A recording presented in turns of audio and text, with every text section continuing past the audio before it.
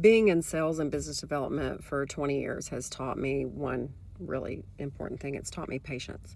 If you know anything about sales, there's A, B, and C accounts. An A account is a great account. It's normally a maintenance account, but you've usually had to do a lot of building to get there. And then you have C accounts that are cold. You know, you work on them, you touch them, but you don't really spend a whole lot of time on them because you don't know what the end game is going to be with them or if they're ever going to become an A account. So what it teaches you is to utilize the time in between as you're building and developing accounts.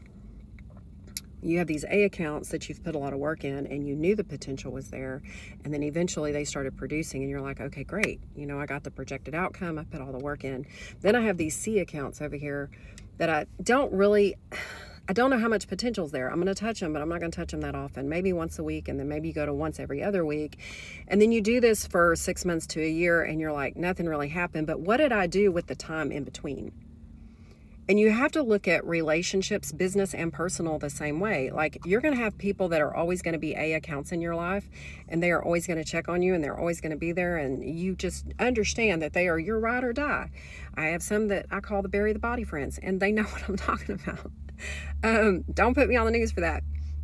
But then you have some that are C accounts. They'll check in occasionally. Maybe they don't call. Maybe they have time for everything but you. Maybe you're not really at the top of their priority list, but you continue to prioritize them. You've got to learn that they are a C account, maybe a B. They're warm. Maybe they're warm. Cold a lot of times. Are they ever going to become an A account?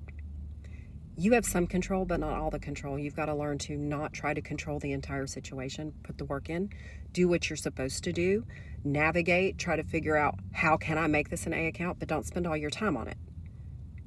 Make sure you do work in between. Take care of you. Have a good day.